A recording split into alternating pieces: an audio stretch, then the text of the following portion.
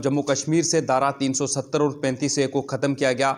उसके बाद कुछ देर तक तो जम्मू कश्मीर में सियासी हलचल बिल्कुल बंद हो गई, लेकिन हाल ही में जब डीडीसी के चुनाव हुए और उसके बाद सियासत जो थी उससे पहले फिर गर्मा गई। पीएचडी की बात करें तो काफ़ी पार्टियां मिलकर पीएचडी बनाया गया। उसके बाद ये कहा गया कि 370 और 35A वापस आ जाएंगे, लेकिन जैसे ही ये चुनाव ख़त्म हुए उसके बाद पीएचडी लगा बिखरने और उसके बाद आरोप और प्रत्यारोप का सिलसिला जो था वो शुरू हो गया। लेकिन जम्मू कश्मीर अपनी पार्टी की बात करें तो वो एक ऐसी पार्टी थी जो पीएचडी का हिस्सा नहीं बन पाई और ज़्यादातर नेता जो हैं वो कश्मीर घाटी से हैं और कश्मीर की जो सियासत है उसको अच्छी तरह से जानते हैं, ग्राउंड ज़ीरो पर रहते हैं।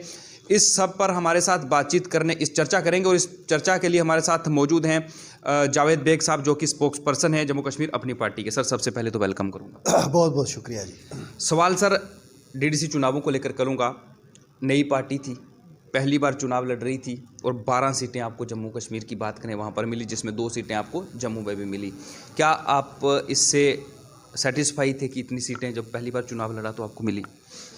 मैं आपको बताता हूँ कि पार्टी बनने के बाद जो जितना हमें टाइम मौका मिला आवाम से आवाम के पास जाने का और पार्टी बनाने का मकसद बयान करना, फिर पार्टी को ऑर्गेनाइज़ करना ज़मीनी सतह पे, जिस तरह के हालात थे उनमें जिस तरह से हमने इलेक्शन लड़ा, उसमें ये बहुत बड़ी बात है जितना वोट शेयर हमको मिला है। और इस आपको मालूम है कि हम किन हालात में इलेक्शन लड़ रहे थे और किसके ख़िलाफ़ इलेक्शन लड़ रहे थे। ये एक पार्टी का महाज तो नहीं था, 11 पार्टियां हमारे ख़िलाफ़ थी। तो उस सब को जब आप टोटलिटी में देखते हैं तो एक बहुत अच्छा प्लेटफार्म हमने बनाया है। मैं बहुत इलेक्शन के नतीजे से मुतमिन हूँ और फ्यूचर को मैं बड़ा ताबनाक देखता हूँ कि आने वाले वक्त में हमारी पार्टी जो है अपनी पार्टी, इसका एक अच्छा मुस्तकबिल है और रियासत की जो मौजूदा सियासी सूरत हाल है इसमें नज़रिया ज़रूरत के तहत इस पार्टी का वजूद में आना और फिर इलेक्शन में पे हिस्सा लेना बज़ाते ख़ुद में एक बहुत बड़ा वाक़ा है। आने वाले वक्त में आप देखेंगे जब असेंबली इलेक्शन होंगे तो उस वक्त आप देखेंगे कि हमारा वजूद तस्लीम करेंगे, न सिर्फ ये कि मीडिया फेटर्निटी तस्लीम करेगी बल्कि मुल्की सतह पर भी इस पार्टी को बहुत ही सीरियसली लोग देखेंगे कि एक बहुत ही बाविकार पोजीशन में होगी इलेक्शन के बाद पार्टी। गुप्ता डिक्लेरेशन की बात करें तो उन लोगों ने जब गुप्ता डिक्लेरेशन बनाया था ये कहा था कि 370 और 35A को ही वापस लाना हमारा मकसद है। उससे पहले उन्होंने पंचायती चुनाव में हिस्सा नहीं लिया, लेकिन अब वो अपने ही बयानों से पलट रहे हैं। क्या उनको लगता है कि 35A और 370 वापस नहीं आएगा और लोगों के साथ किस तरह से जाकर बात करेंगे इसको लेकर? उनको उस वक़्त भी ये पता था वापस नहीं आएगा जब ये अलायंस बना रहे थे। ये अलायंस इसलिए नहीं उन्होंने बनाया था कि वो 370 और 35A को वापस ला सकते थे। अलायंस बनाने का मतलब ये था कि अवाम के पास वो किस तरह जा सकते थे। तो वो अलायंस इसलिए बना था ताकि वो अवाम की अदालत में जाएं तो क्या लेके जाएं। अब वो जाएं तो लोग पूछते भाई बताओ अंदरूनी खुद मुख्तारी का क्या हुआ, वो जाते तो लोग बताओ जी सेल्फ रूल का क्या हुआ। तो उस सवाल का जवाब देने के बजाय वो यहाँ ही से एक सवाल लेके चले गए। पीपल्स अलायंस बना दिया जी हमने, अब हम इसको 370 और 35A को वापस लाएंगे, आइन बहाल करवाएंगे, झंडा वापस लाएंगे। तो उन्होंने एक एजेंडा बनाया जिसको जिस तरह जो उन्होंने वो अपनी कौम के मिजाज से वाकिफ़ हैं कि ये जज्बाती कौम है, इसको एक्सप्लाइट करना वो जानते हैं। तो आपने सियासी तजर्बे का इस्तेमाल किया, लोगों के जज्बात उभारे और एक फ्रेम एक बना के लोगों के सामने पेश किया कि इसके ज़रिए से आपको वो सारा कुछ मिल जाएगा जो आप खोए हैं। तो ये इन्होंने तो जो लोगों से लेना था वो ले लिया, उसके साथ ही अब डिस्पर्स हो गए। अब इल्ज़ामात हैं एक दूसरे पर, शिकवे हैं एक दूसरे से और अलायंस ख़त्म हो गया। अब अगले इलेक्शन में कोई नया मुद्दा लेके लोगों के पास आ आपको लगता है कि 370 और 35A ये कश्मीर के जो नेता हैं ये ला सकते हैं या लोगों को बेवकूफ़ बना रहे हैं? यार ये उसको परमानेंट नहीं करवा सके, वो टेम्परेरी प्रोविज़न था इस हिंदुस्तान की आइन में, हमारे मुल्क की आइन में। ये 70 साल में उसको टेम्परेरी की जगह परमानेंट नहीं करवा सके। और जिसको इस पार्लियामेंट ने ख़त्म किया, इस हुकूमत ने ख़त्म किया, और जिसको वो अपने अचीवमेंट्स में गिनते हैं on the floor of the house ही नहीं, इंटरनेशनल लेवल पे भी उन्होंने कहा कि हमने ख़त्म कर दिया, बहुत बड़ा मसला था, जम्मू कश्मीर को इंटीग्रेट कर दिया। तो वो ये फारूक साहब और महबूबा जी वापस लाएंगी। इनको ये एक फेस सेविंग मिल गया लोगों के पास जाने का, ये अलायंस के नाम पे कि हम इसको वापस लाएंगे। अब ये ज़रा बताएं, टाइम फ्रेम दे दें ना, फारूक साहब टाइम फ्रेम तो दे दें, महबूबा जी को टाइम फ्रेम तो दे दें कि भाई 5 साल में, 10 साल में, 2 साल में, 3 साल में, 6 महीने में कब लाएंगी। तो किस से लाएंगे, कैसे लाएंगे, कोई रोड मैप तो दिखाएं। इन्होंने कहा था 1 महीने के अंदर हम वाइट पेपर शाया करेंगे। कहाँ है वो वाइट पेपर, कहाँ है वो रोड मैप, कहाँ है वो बातचीत। इलेक्शन में तो ये 110 सीटें ले गए, उसके बाद बिखर गए, मगर 110 सीटें तो ले गए थे इसमें, इस नाम पे। वो भी भाग गए इनको, क्योंकि जब ये इकट्ठे नहीं रह सके तो इनके साथ कौन चला। आपको लगता है कि पीएचडी की बात करें तो बिखरने का क्या कारण हो सकता है? आपको लगता है कि जिस तरह सजाद साहब वापस चले गए? देखें, उस वक़्त भी ये अलायंस एक कंपल्शन थी उनकी, ये कन्विक्शन तो नहीं थी ना। ये अलायंस ये अलायंस इसलिए नहीं बना था कि उनकी कन्विक्शन थी कि जो वो कर रहे हैं ये दुरुस्त है। ये उनकी कंपल्शन थी कि वो लोगों के पास जाने के लिए ये उनको करना ज़रूरी था। तो जो चीज़ कंपल्शन हो तो वो ज़्यादा देर ज़बरदस्ती का, ये जो ज़बरदस्ती की मोहब्बत है ये ज़्यादा देर नहीं चलती। तो ये ज़बरदस्ती का रिश्ता था। ये जिस तरह मुश्किल वक़्त में एक दूसरे का हाथ पकड़ के दरिया पार किया, अल्लाह खैर सलाह, उसके बाद दरिया हाथ पकड़ने की क्या ज़रूरत है। जम्मू कश्मीर अपनी पार्टी की बात करें तो जम्मू कश्मीर अपनी पार्टी का 370 और 35A को क्या स्टैंड है इसको लेकर? आप चाहते हैं कि ये वापस आए? यार, अगर आप किसी से भी पूछें, ये छोड़ दें अपनी पार्टी को कि ये वापस आए, इस वक्त जम्मू का भी आपको लोग कहेंगे हाँ वापस आए, लेकिन हमारे कहने या ना कहने से कुछ नहीं होता। हम सिर्फ इस वक्त ये रिक्वेस्ट करते हैं कि किसी तरह सुप्रीम कोर्ट में इसकी हियरिंग हो, और सुप्रीम कोर्ट का फैसला जो है वो जो होगा वो सब पर बाइंडिंग होगा और सबको काबिल कबूल होगा। इसके बगैर कोई चारा ही नहीं है। सुप्रीम कोर्ट के फैसले का इंतज़ार है। जम्मू कश्मीर नेशनल कॉन्फ्रेंस की बात करें, नेशनल कॉन्फ्रेंस की बात करें तो वो लोग आप पर गंभीर आरोप लगा रहे हैं। वो कह रहे हैं कि हमारे कार्यकर्ताओं को जो अपनी पार्टी है उसके नेता डरा रहे हैं। क्यों डरा रहे हैं आप नेताओं को? यार, अब कुछ ऐसे चीज़ें हैं जिनका सवाल कहते हैं there are certain questions are below the dignity to answer. ये एक इस तरह का इल्ज़ाम है कि जिस पर रिएक्ट करना भी मुझे गवारा नहीं होता। मुझे बताएं, गवर्नमेंट ऑफ इंडिया ने अगर यही करना होता तो आपको क्या लगता है ये इलेक्शन में जो है वो ये लोग जीत के आ जाते? अगर गवर्नमेंट ऑफ इंडिया को इंस्टॉल करने होते अपने लोग तो इनका वजूद कहीं हाथ में आता। इस तरह नहीं होता है। ना गवर्नमेंट ऑफ इंडिया को इस लेवल पे कभी जाएगी कि वो थानेदार के ज़रिए या किसी पुलिस वाले के ज़रिए इनको डंडा लगाएगी कि भाई इल्ज़ाम तो आपने भी सुने होंगे। ये इन चीज़ों को सीरियसली नहीं लेना चाहिए। ये फारूक साहब वगैरह ये जो इल्ज़ाम लगा रहे हैं, ये इन्हीं पे तो इनकी सियासत चल रही है। ये बड़े लोग हैं, इनको लोगों से माफ़ी मांगनी चाहिए अपने गुनाहों की। इनकी गलतियों की वजह से हम इस नतीजे पे पहुँचे हैं। जो कुछ इस वक्त डिस्कस कर रहे हैं ये इस वजह से कर रहे हैं कि हमारे पॉलिटिकल इंस्टीट्यूशंस, इनकी पॉलिटिकल पार्टीज़, जिन लोग जो हमारे लीडर्स हैं, ये फेल हो गए हैं। ये झूठ की बुनियाद पर उन्होंने सियासत की है। दिल्ली में एक बात, जम्मू में दूसरी बात, लद्दाख में तीसरी बात, कश्मीर में चौथी बात, एक शोबे के ख़िलाफ़, लोगों के ख़िलाफ़, कश्मीरी को पहाड़ी के ख़िलाफ़, पहाड़ी को गुज्जर के ख़िलाफ़। तो जो इन्होंने ये नफ़रत के बीज बोए, उसी बीज का नतीजा है जो फसल इस वक्त अवाम ने काटी है। अपनी पार्टी की बात करें तो 12 सीटें उनके पास थी। कश्मीर घाटी की बात करें तो 10 सीटें थी उस प्रोविंस से, लेकिन 2 जगह अपने चेयरपर्सन जो हैं डीडीसी वो बन गए। किसने सपोर्ट किया, बीजेपी ने या ये जो अल्ताफ़ साहब चाहते तो मुझे नहीं लगता किसी जगह पीएचडी का बन सकता था। क्योंकि देखें, अभी इलेक्शन का नतीजा भी पूरी तरह से नहीं आया था तो इसमें क्रैक्स हो गए अलायंस में।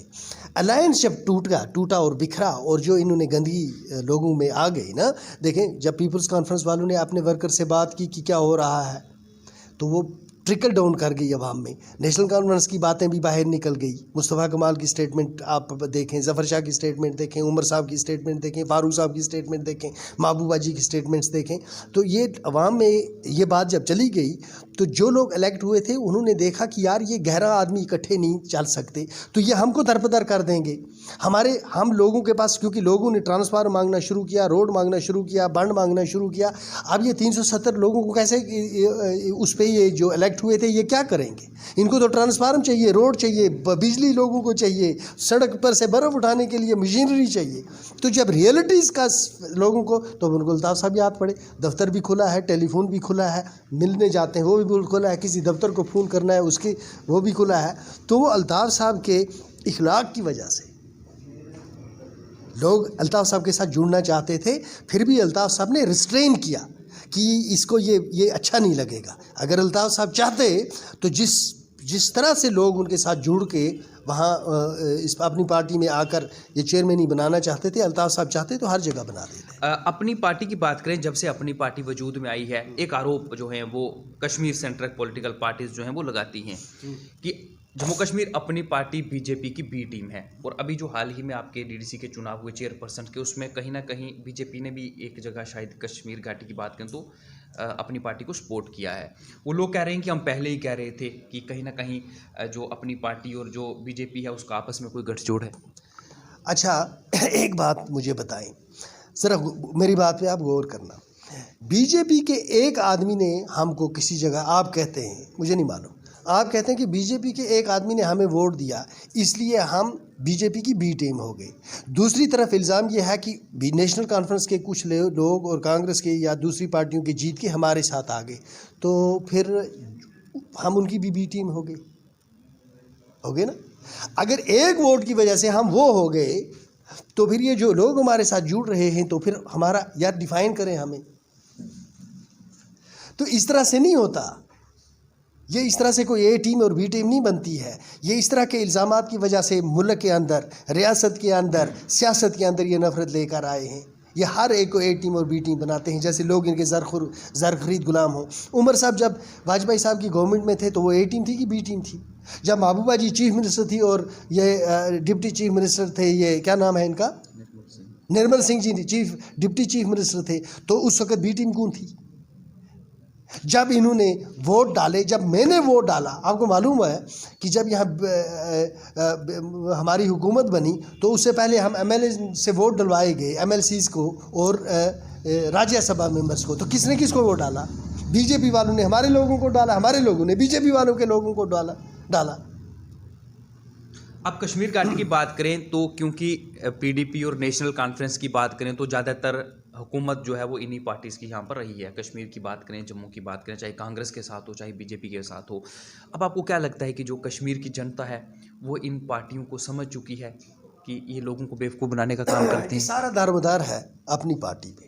हम अपनी पार्टी कितना नेशनल कॉन्फ्रेंस को और पीडीपी को या दूसरी जमातों को ये जो फ्रेब इन्होंने अलायंस बना के किया था और कहा था कि 1 महीने में हम वाइट पेपर लेके आएंगे और हम इस इलेक्शन के बाद 370 लाएंगे 35 से। अब ये सारा दारोमदार है कि हम इनको कितना एक्सपोज करते हैं। ये जमातें जो हैं ये पुरानी शातिर जमातें हैं, बहुत चालाक लोग हैं ये हर इलेक्शन में। आप भी तो इन्हीं जमातों से निकल कर आए हैं, आप जानते होंगे अच्छी तरह से अपने साथियों को। जमातों से निकल के नहीं आया, साथ तो रहे हैं। जब हमने नहीं बनाई यार, पीडीपी बनाई, मेरा रोल रहा है पीडीपी में, हमने असेंबली में देखा होगा। मैं कोई अंगूठा छाप तो नहीं था, ये मैं यहाँ भी अंगूठा छाप तो नहीं हूँ। मैंने इस इलेक्शन में जिसमें डायरेक्ट इल्ज़ाम था कि बीजेपी की बी टीम है, उसके बावजूद मैं अपनी कॉन्स्टिट्यूंसी में मेरे और उनके दरमियान मुझे उन्होंने बाहर की पंचायतें मेरे साथ जोड़ दी थी, मेरे साथ बाहर की पंचायतें जोड़ दी और मेरी पंचायतें काट के दूसरों के साथ जोड़ दी। तो मेरे और उनके दरमियान 1000 वोट का फ़र्क रहा। 11 जमातों के और मेरे दरमियान सिर्फ 1-2000। आप अकेले लड़े और वो लोग हाँ 11 थे, हाँ, और मैं अकेला था और सिर्फ 1000 वोट का फ़र्क रहा है। तो लिहाजा वो असेंबली इलेक्शन में मैं उनके वो सारे बल इंशाल्लाह निकाल दूंगा जो आने वाला असेंबली इलेक्शन होगा। तो मैं आपको ये कहता हूँ, यकीन है आपको लोग साथ देंगे आने वाले इलेक्शन में? अगर जिन्होंने इस मुश्किल हालात में मेरा साथ दिया है, 6000 वोट दिया और कैंडिडेट कहते लेड, मेरा सारा रिजर्व था, दोनों लेडीज़ थी, मैं कहीं से खुद लड़ ही नहीं सका। आई वुड हैव मैं खुद लड़ता। तो ये जो वहाँ पे ये अगर आप लड़ते, आप सोच रहे हैं तो तस्वीर कुछ दूसरी होती। अगर किसी, जाहिर सी बात है, आप क्या समझते हैं, जब मैं लड़ता तो मेरा इलेक्शन वही इलेक्शन होता जो मैं किसी दूसरे के लिए मांगूंगा। उसके लिए अगर मैं 3000 वोट ले सकता हूँ तो अपने लिए मैं 4000 नहीं ले सकता।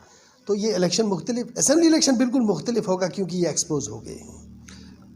अब स्टेटहुड जो है, क्योंकि मुख्य मांग 370 और 35 से आप कह रहे हैं कि वो वापस कोई नहीं ला सकता, वो अगर दे सकता है तो सुप्रीम कोर्ट दे सकता है। तो फिर ये नेता 370 और 35 को लेकर, अगर इन्हें पता है कि इनके हाथ में कुछ नहीं है, तो फिर इतने बड़े बयान 370 और 35 को लेकर क्यों देते हैं?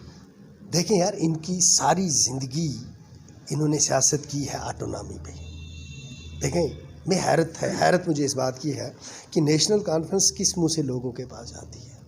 सारी ज़िंदगी इन्होंने ऑटोनॉमी पे हुकूमत की है कि हम रियासत में ऑटोनॉमी लाएंगे और हुकूमत करेंगे, करते रहे और लोग वोट देते रहे। इसलिए अब ये सोचते हैं कि अब ऑटोनॉमी की बात पे कोई यकीन नहीं करेगा। जब 370 नहीं बचा सके तो ऑटोनॉमी कहाँ से आएगी। अब बेहतर ये है कि इस वक्त मार्केट में ये नया फैशन आया है 370 और 35 का, ये कि भाई ये लाएंगे, ये ट्रेंड बना के ला रहे हैं। सीधी साफ बात ये है कि ये अलायंस इलेक्शन लड़ने के लिए बना था। आगे चल के भी इलेक्शन इनका मुद्दा होगा, हुकूमत इनकी मुद्दा होगी, और फारूक साहब जो हैं वो अपने लिए एक रोल ढूंढ रहे हैं गवर्नमेंट ऑफ इंडिया के पास जाके कि नेशनल कॉन्फ्रेंस को एक रोल दे दो, नेशनल कॉन्फ्रेंस को हुकूमत हवाले करो। टोटल इनका इतना ही मकसद। जम्मू कश्मीर की बात करें, अगर यहाँ पर चुनाव होते हैं, क्योंकि जम्मू कश्मीर अपनी पार्टी की बात करें तो स्टेटहुड को लेकर काफ़ी लंबे समय से अपनी पार्टी मांग कर रही है। अल्ताफ साहब की बात करें तो वो प्रधानमंत्री से भी बड़ी बार इसको लेकर मिले हैं। चुनाव अगर यहाँ पर होते हैं बिना स्टेटहुड वापस किए, तो क्या अपनी पार्टी चुनाव लड़ेगी? जब पहले बोलेगी कि स्टेटहुड वापस दिया जाए, उसके बाद अपनी पार्टी असेंबली छोड़ो, नेशनल कॉन्फ्रेंस पीडीपी, ये लोग तो कहते थे कि हम असेंबली भी तब तक नहीं लड़ेंगे जब तक स्टेटहुड बहाल नहीं होगा। फिर इसी यूनियन टेरिटरी का हलफ उठा के उन्होंने इलेक्शन नहीं लड़े। क्या इस अलायंस ने यूनियन टेरिटरी के आइन के तहत ये इलेक्शन नहीं लड़े? तो ये आप क्या कहते हैं, ये सिर्फ असेंबली इलेक्शन का ऐलान होने दें, ये सर फटेंगे मैंडेटों के लिए इनके। ये अलायंस टूटा इसीलिए कि ये मैंडेटों पे जंग था। 370 पे जंग नहीं हुआ, 35A पे जंग नहीं हुआ, ना उसके लिए कोशिश हुई, ना उसका पता है कि इनको कि उसमें ये नाकाम हो जाएंगे। तो जो भी रस्साकशी हुई और दूरियां हुई वो मैंडेटों का चक्कर है। ये असेंबली इलेक्शन की तैयारी कर रहे हैं, हुकूमत ये छोड़ सकते हैं। आप उससे पहले अगर इलेक्शन होते हैं स्टेटहुड, भाई देखें, हमारी पार्टी जिस दिन बनी उसी दिन से हमने इस यूनियन टेरिटरी के इंस्टीट्यूशन को एक्सेप्ट किया और अब आगे बढ़ रहे हैं इसी इंस्टीट्यूशन को इज़्ज़त विकार के साथ देख के कि किस तरह से स्टेटहुड बहाल करें, किस तरह से जॉब्स को प्रोटेक्ट करें, किस तरह से टेरिटरी को प्रोटेक्ट करें, किस तरह से सुप्रीम कोर्ट में हमारा सवाल पर नहीं आ रहे हैं सर, आप हाँ या ना में जवाब। यार इलेक्शन यूनियन टेरिटरी के तहत जो पंचायत इलेक्शन लड़ेंगे वो असेंबली इलेक्शन नहीं लड़ेंगे।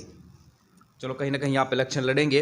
अगर इलेक्शन होता है, जब अपनी पार्टी चुनावी मैदान में उतरेगी, तो किस पार्टी को सपोर्ट करेगी? क्योंकि अगर यहाँ पर अकेले मैंडेट नहीं मिलेगा हम बहुत अच्छी तादाद में इलेक्शन जीत कर आएंगे।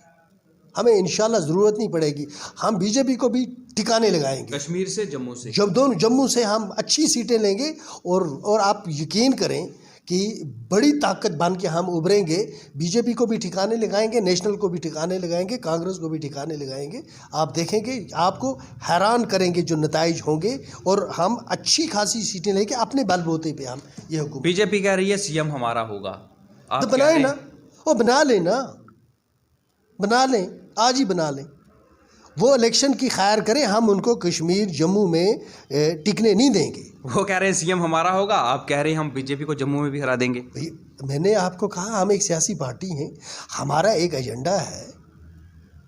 इस जम्मू कश्मीर में इलेक्शन लड़ेंगे, हमने थोड़ा किसी का कोई अलायंस करना है किसी के साथ कि हम एक अलायंस करेंगे उनके साथ इलेक्शन तक तो फिर भाग जाएंगे। ये वो नहीं है 370 और 35 के नाम पे एक्सप्लाइट। एक और सवाल करूंगा सर मैं आपसे कि जो यूनियन टेरिटरी जब जम्मू कश्मीर बना, उसके बाद जो वादे केंद्र सरकार ने यहाँ पर किए थे, क्या आपको लगता है कि वो सारे वादे पूरे हो चुके हैं? वो सरकार जाने, वो जाने, लोगों से पूछें। मुझे तो कहीं गवर्नमेंट नज़र ही नहीं आती, मुझे तो कहीं गवर्नमेंट नज़र नहीं आती। आपको कहीं नज़र आती हो तो बता देना मुझे भी। मुझे कहीं गवर्नमेंट नज़र नहीं आती। हालात भी अच्छे नहीं रहे हैं और फिर इन लोगों को तजुर्बा भी नहीं है। ये अब सर आपको लगता है कि जम्मू कश्मीर के अंदर वो समय आ चुका है कि अब यहाँ पर एक चुनी हुई सरकार होनी चाहिए, क्योंकि उपराज्यपाल प्रशासन यहाँ पर है, लोग वहाँ पर जाते हैं, सेक्रेटरीट में पहुँच नहीं पाते, एडवाइज़र से मिलने नहीं दिया जाता। अगर यहाँ पर चुने हुए नुमाइंदे होंगे तो लोगों के काम होंगे, क्योंकि अक्सर देखा जाता है धरने प्रदर्शन, बेरोजगारी को लेकर, दूसरे मुद्दों को लेकर धरने प्रदर्शन होते हैं कि अब चुनी हुई सरकार यहाँ होनी चाहिए, वो वक्त आ चुका है। चुनी हुई सरकार इज़ ओवर ड्यू। असम्बली का वजूद में आना बहुत ज़रूरी है। लोग बहुत ही मुश्किलात का सामना कर रहे हैं। चुनी हुई सरकार का वजूद में आना बहुत ज़रूरी है। मुझे उम्मीद है कि बहुत जल्द इलेक्शन होंगे ताकि कोई हुकूमत हो जो लोगों के सामने जवाब दे। बहुत बहुत शुक्रिया हमसे बात करने के लिए। ये थे हमारे साथ जम्मू कश्मीर अपनी पार्टी के स्पोक्स पर्सन जावेद बेग, जो कि ये कह रहे थे कि जो भी विपक्षी दल हैं वो कश्मीर घाटी में सिर्फ प्रोपेगेंडा कर रहे हैं, लोगों को बेवकूफ़ बना रहे हैं। 370 और 35 से अगर कोई ला सकता है तो वो सिर्फ सुप्रीम कोर्ट दे सकता है। और इनका ये भी कहना है कि आने वाले समय में ये सिर्फ कश्मीर घाटी में नहीं बल्कि जम्मू में भी अच्छी पकड़ इनकी होगी, जीत इनकी होगी। और ये कह रहे हैं कि हम जम्मू में भी भारतीय जनता पार्टी को हरा देंगे और भारतीय जनता पार्टी को ठिकाने लगा देंगे। अब देखना ये है कि जब यहाँ पर चुनाव होते हैं तो किस तरह की परफॉर्मेंस जो है वो जम्मू कश्मीर अपनी पार्टी की रहने वाली है। रवि